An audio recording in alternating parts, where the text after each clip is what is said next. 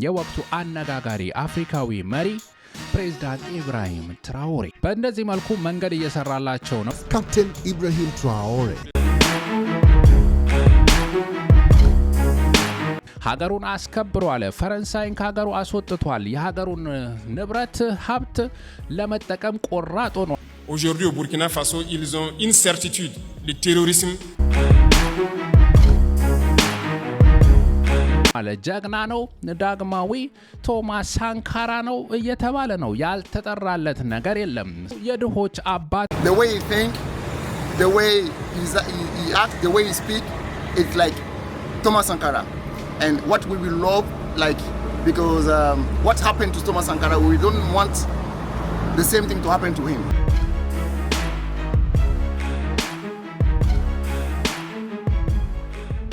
ነው አረማመዱ እንኳን ያስደስታል ያሉት ነው። ቆነጃጅትም በፍቅሩ ጠብ ብለውለታል። የሚያገባኝ ቢሆን ደስ ይለኛል እያሉለት ነው።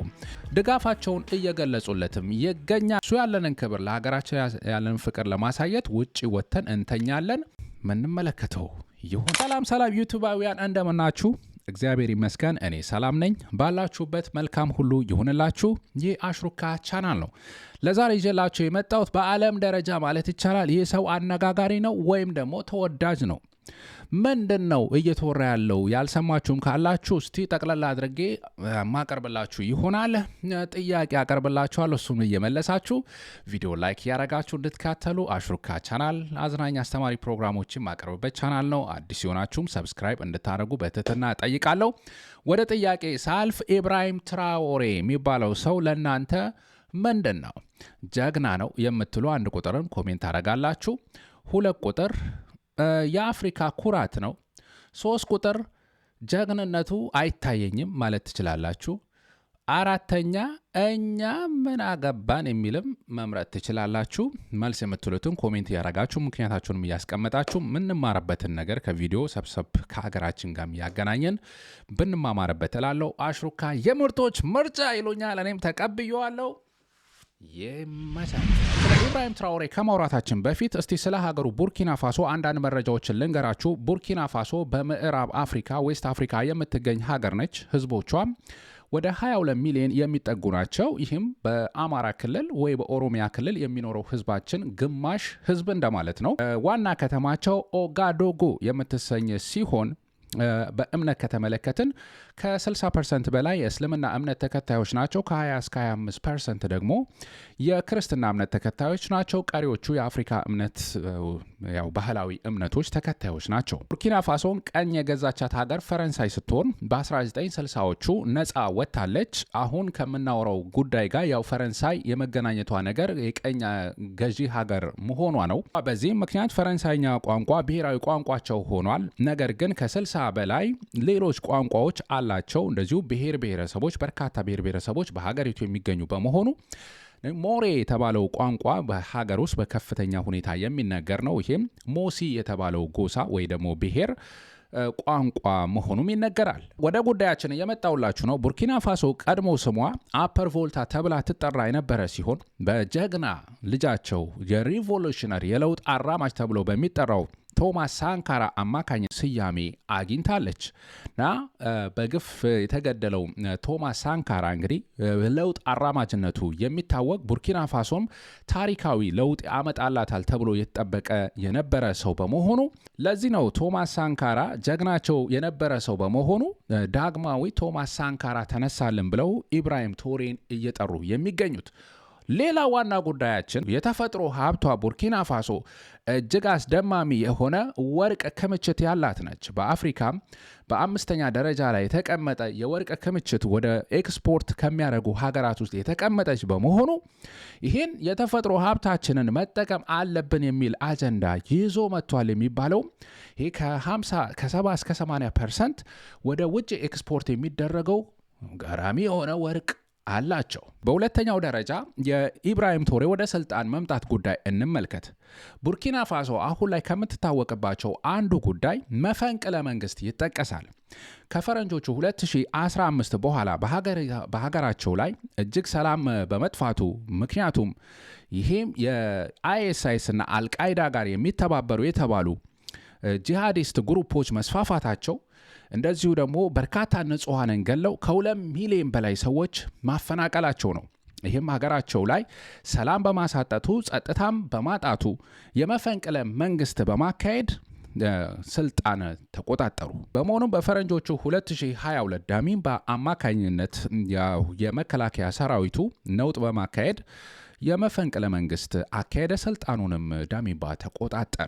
Aujourd'hui au Burkina Faso, ils ont une certitude, le terrorisme c'est presque fini. ሶስተኛ ኢብራሂም በመፈንቅለ መንግስት ስልጣኑን የመቆጣጠሩን ጉዳይ እንመልከት። እንዳነሳውላችሁ በመፈንቅለ መንግስት የተካው መንግስት ለውጥ ሊያመጣ ስላልቻለ፣ ህዝቡም ችግሩ ስላልተፈታለት፣ ሰላም መስፈን ስላልቻለ ሌላ መፈንቅለ መንግስት ቡርኪና ፋሶች አማራቸው ወጥተው ተቃወሙ። ኢብራሂም ያው ዳግም መፈንቅለ መንግስት በማካሄድ ሴፕቴምበር 30 2022 ኢብራሂም የሚመራው አካል ስልጣን በመፈንቅለ መንግስት ተቆጣጠረ። ኢብራሂም ስልጣኑን ሲቆጣጠር የ35 ዓመት ወጣት ነበረ። አሁን ላይ 37 ዓመት ወጣት ነው። በዚህ እድሜው ስልጣን ላይ የተቀመጠ መሪ የተባለ የሚሞካሽበት ያም ጉዳይ አለ። በዚህ እድሜ ያው አነጋጋሪ መሆኑ በነገራችን ላይ 1 ዓመት መብለጡ ነው። ያው አለ አይደለ ሰው በ35 ዓመቱ ሀገር ይመራል። ይሄው እኔ 500,000 ሰው እዚህ ላይ ያስተዳድራለሁ። ለማንኛውም በልታችኋል፣ ጠጣችኋል፣ እንዴት ነው ኢኮኖሚያችሁ ያስጨንቀኛል። በሚቀጥለው 1 ሚሊዮን ስንሞላኮ ክልል መጠየቃችን አይቀርም። እሱን እያሰባችሁበት ወደ ጉዳያችን ስንመለስ ኢብራሂም ያው ከዩኒቨርሲቲ ተመርቋል። የመጀመሪያ ዲግሪውን በጂኦሎጂ በመሬት ጥናት ላይ ያተኮረ ትምህርት ተምሯል። ከዛ በኋላ የሀገሩ ጉዳይ ስላሳሰበው ሰራዊቱን ተቀላቀለ። የውትድርና ስልጠና ወስዶ ራሱን ማብቃት ጀመረ። ያው ንግግር መቻልና ሌሎች ስኪሎችን እያዳበረ መጥቶ አሁን ላይ እንግዲህ ሀገር እየመራ ይገኛል። 4ኛ ደረጃ ምንመለከተው ኢብራሂም ወደ ስልጣን ከመጣ በኋላ ምን አይነት ለውጦች ለሀገሩ አመጣ የሚለውን ነው። ኢብራሂም ወደ ስልጣን ሲመጣ ሀገራቸው በጦርነትና በሽብርተኞች እየታመሰች ነው። ስለዚህ ቃል የገባላቸው ይህንን እየረበሹ ያሉትን ሀገራችን የሚያተራምሱትን ቀጥ ለጥ አድርጌ ሰላምን አሰፍናለሁ ብሏቸዋል።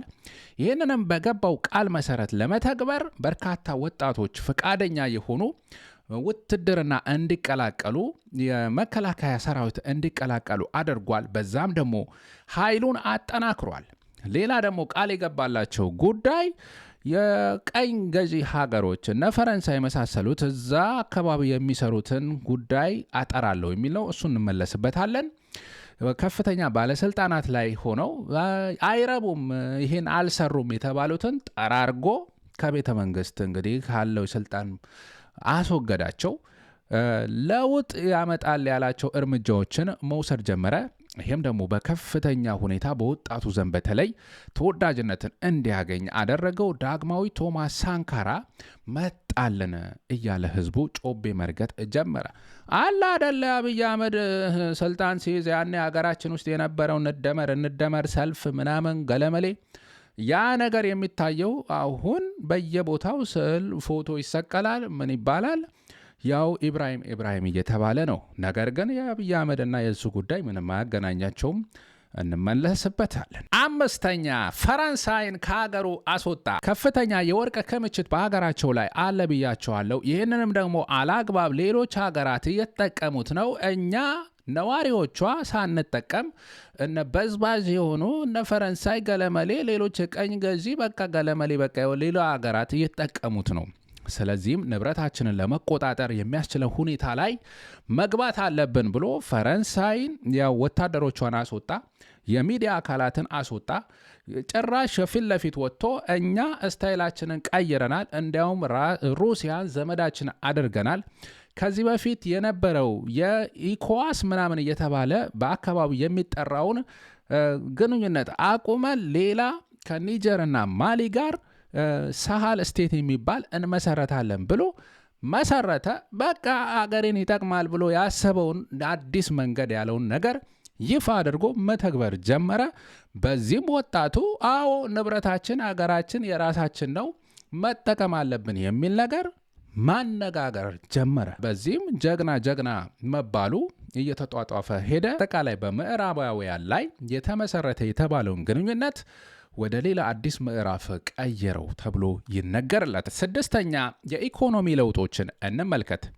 ኢብራሂም ትራኦሬ ህዝቡ መጠቀም አለበት የሚለውን ነገር በጣም በጽኑ ያመነበት ጉዳይ በመሆኑ በሀገሪቷ ላይ የነበረው የወርቅ ማዕድን ፕሮሰስ ለማድረግ የሚያስችል ፋብሪካ በሀገር ውስጥ እንዲቋቋም እንደዛ አይነት ለውጦችን ጀመረ። ሁለት ሌላ በሌላ ሀገር የነበሩ የወርቅ ማዕድን ጋር የሚሰሩ ፋብሪካዎችን ወደ መንግስት አዞረ። እንደዚህ አይነት እርምጃዎችን እየወሰደ ያው የሀገሪቷን ሀብት በእጃችን ማስገባት አለብን የሚል ነገር ነው እየተናገረ የሚገኘው። በዚህም እርምጃዎቹ በርካቶች አደነቁት።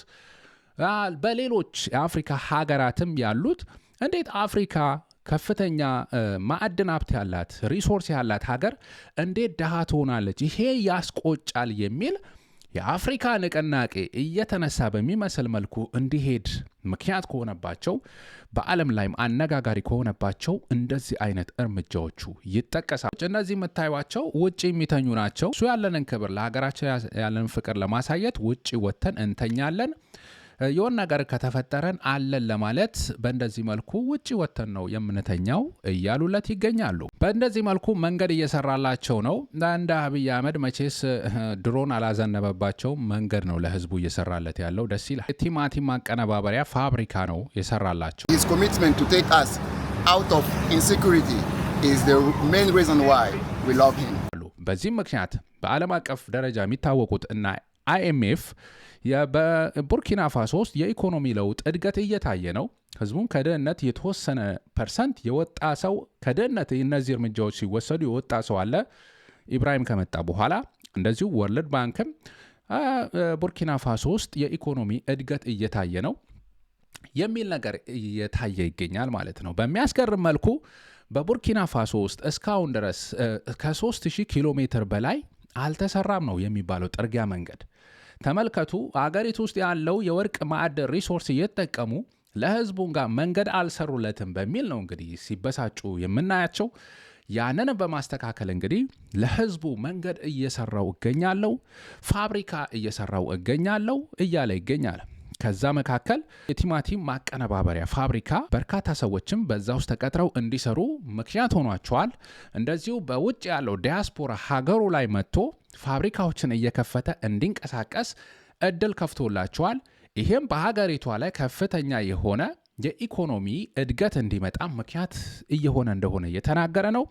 እንደዚሁ ወደፊትም የሚታየው ቡርኪና ፋሶ በእድገት ጎዳና እንደምትቀጥል እንግዲህ እየተነገረ ይገኛል ማለት ነው። እነዚህ ሁላ ተአምር እንግዲህ 2 እና 3 ዓመት ውስጥ ባልሞላ ጊዜ ውስጥ የተፈጠሩ ጉዳዮች ሀገርን ከአንድ ሀገር ወደ ሌላ ሀገር እንዴት ማሻገር እንደሚቻል ኢብራሂም ትራኦሬ አሳይቶናል። ይሄም የአፍሪካ ጀግና መባል ይገባዋል የሚሉ በአንድ በኩል መፍላታቸው ምክንያት ይሄ ነው ማለት ነው። እውነት እኮ ነው። ኢትዮጵያ ሀገራችን እንኳን እንመልከት።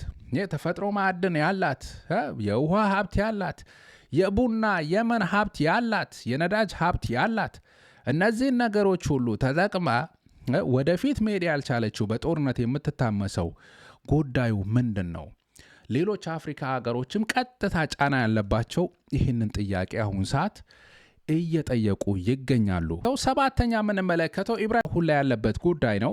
ኢብራሂም እንግዲህ በአንድ በኩል ድጋፍ ቢያፈራም በሌላ በኩል ደግሞ ተቃውሞ እየተነሳበት ይገኛል። የማይደግፉት አካላት የግድያ ሙከራ፣ የመፈንቅለ መንግስትም ተካሂዶብናል። ከዚህም ጉዳይ ጀርባ ደግሞ ምዕራባውያን ወይ ቀጥታ የኮትዲቫር መንግስት አለበት ተብሏል። ጎረቤት ሀገር ኮትዲቫር ደግሞ በቅርቡ የአሜሪካው ጄኔራል እዛ አካባቢ ስብሰባ ላይ አድርገው የተናገሩ ባለበት እዛ ቀን አቅራቢያ ነው በኢብራሂም ትራኦሬ ላይ የመፈንቅለ መንግስት ሊካሄድ የነበረው ባለፈው ወር ኤፕሪል ላይ። ይሄም ደግሞ ድጋሚ ከምዕራባውያን ጋር ያለው ነገር ፍጥጫ ውስጥ መግባቱ በመላው ዓለም በተለያዩ ዓለም ላይ የሚገኙ አፍሪካውያንም ተቃውሞ ሰልፍ ወጥተው ኢብራሂም መገደል የለበትም፣ የቶማስ ሳንካራ እጣ ፋንታ ሊገጥመው አይገባም በሚል ከፍተኛ የተቃውሞ ሰልፍም ሀገሪቷ ላይ ተካሂዷል። በምትመለከቱት መልኩ ተቃውሞ ሰልፍ በመውጣት አይገደልብንም፣ እንደግፈዋለን፣ እንወደዋለን፣ እንነቀሰዋለን እያሉ ያው ተቃውሞ ድምጻቸውን እያሰሙ ይገኛሉ ማለት ነው። በስምንተኛ ደረጃ ስለ ኢትዮጵያ የተናገረውን ጉዳይ እንመልከት። ኢብራሂም ትራኦሬ እንግዲህ የአፍሪካኒዝም እንቅስቃሴ ይሄ አፍሪካውያን በአንድነት መነሳት አለብን አይነት ስሜት እየቀሰቀሰ እንደሆነ የተመለከትን ነው። ከዛም ጋር ተያይዞ እንግዲህ ኢትዮጵያ ውስጥ ሌሎች ሀገሮችም ያለውን ነገር ሲነቅፍ እንመለከተዋለን። ጨፍጫፊው የአብይ አህመድ የብልጽግናው አገዛዝ የራሱን ህዝብ በድሮን ጭምር እየገደለ ንብረት ትምህርት ቤቶችን እያወደመ ሆስፒታል እያወደመ። በዘጠነኛ ደረጃ ቡርኪና ፋሶ ከሩሲያ ጋር ያላት ፍቅር መጨመሩ እንመለከታለን። ሰሞኑንም በሩሲያ በመገኘት ከሩሲያ ጋር ያለውን ግንኙነት ጠበቅ ማድረጉ እየታየ ነው። እንደዚሁም ደግሞ ወርቅ ለማምረት የሚችሉበትን ለሀገራቸው በሚሆን መልኩ ሩሲያ ገብታ ወርቁንም እንድታመርት አይነት ነገር የተስማሙ መሆኑ እየተነገረ ይገኛል። ያው ይሄ በአጠቃላይ የምንመለከተው በኢብራሂም ትራኦሬ ዙሪያ ያለው ጉዳይ ነው። በመጨረሻ ማነሳላችሁ ኢብራሂም ትራኦሬ የእነዚህን ነገሮች ቢያካሄድም እንግዲህ ዓለም አቀፍ ድርጅቶች ደግሞ በአንድ በኩል የሚወቅሱት የሚቃወሙትን የማይደግፉትን አካላት በግፍ እየገደለ ንጹሃንም በግፍ እየገደለ ቀጥሏል የሚል ሪፖርት እያወጡ ነው። አምነስቲ ኢንተርናሽናል፣ ሂውማን ራይትስ ዎች እንደዚህ አይነት መረጃዎችን አውጥተው ተመልክቻለሁ። በሌላ በኩል ደግሞ እንደዚህ አይነት የሚጠቀሱበት ነገርም አለ።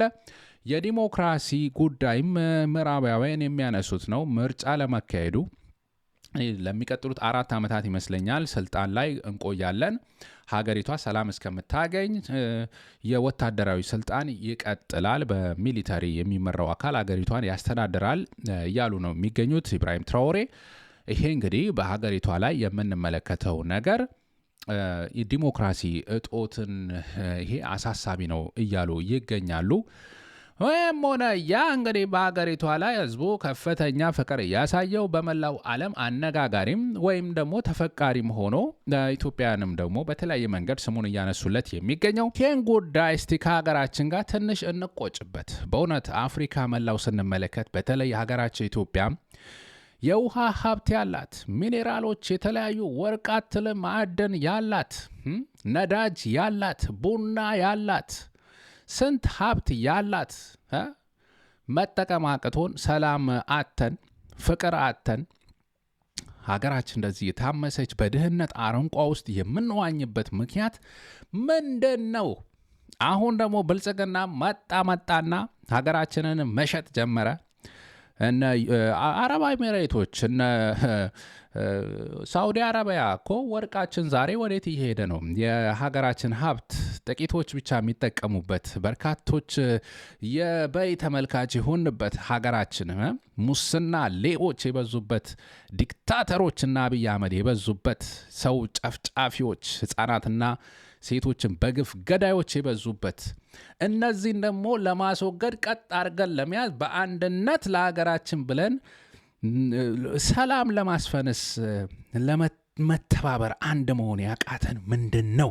ዛሬ የሚያባሉን እነ ቱርክ ድሮናቸውን ለመሸጥ አንድ ድሮን $5 ሚሊዮን ነው የሚሸጠው። አንድ የሱካር ፋብሪካ፣ አንድ የዘይት ፋብሪካ፣ አንድ የግብርና መሪ እንትኖች ምን ያክል ነው የሚሸጠው?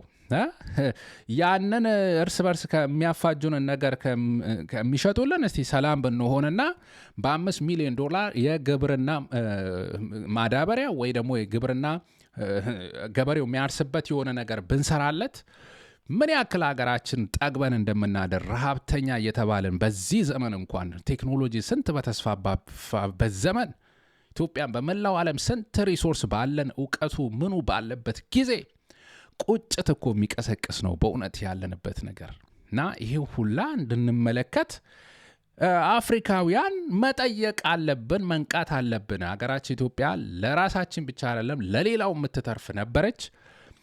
ቆሮቆዝ ውስጥ የከተቷት እነዚህ ባለስልጣኖችም እንዴት አድርገን ነው ተባብረን ወጣትነትም አንድ አስተሳሰብ ይዘን በቃ ለሀገራችን ብለን ሁላችንም ተነስተን በሰላም በፍቅር የምንኖርበት ነገር ምናበጀውስ እንዴት ነው? መቼ ነው የሚመጣው? ይኮ ጥያቄ በእውነት የሚያስቆጭ እኮ ነው። እስከ መች ነው በስደት ሀገራችንን ጥለን በየሀገሩ ምንኳት ነው? አረብ ሀገር ያለው፣ አውሮፓ ያለው፣ አሜሪካ ያለው፣ ካናዳ ቀብር ጥሴ በየቦታው የተበታተን ነው። መች ነው የምንሰበሰበው? ኢትዮጵያ ሀገራችን አፍሪካ አህጉራ ለስንት የምትበቃ ለእኛም እንደዚህ የምንሆንባት እስከ መቼ ነው? ወቅቱ እንቅስቃሴ ስናይ የእኛም ጥያቄ መሆን ያለበት ይመስለኛል። እናንተስ ምን ታስባላችሁ? የሚመለከተን ጉዳይ ነው የተነሳው። በእውነቱ ከቡርኪና ፋሶ አንስተን የእኛን ጉዳይ ማሰብ እንችላለን። ወደ ዩቲዩብ ቤተሰቦቼ ለዛሬ ያቀረብኩላችሁን ይመስል ነበረ። በቀጣይ አዝናኝ አስተማሪ ፕሮግራሞች እስከምንገናኝ ድረስ ባላችሁበት ኢትዮጵያ ኤርትራውያን መልካም ሁሉ እንዲሆንላችሁ እመኝላችኋለሁ። ቪዲዮ ላይክ ያረጋችሁ እንድትወጡም በትህትና ጠይቃለሁ። ሀሳባችሁን ኮሜንት አድርጉልኝ። አሽሩካ የምርጦች ምርጫ ነበርኩኝ። አመሰግናለሁ።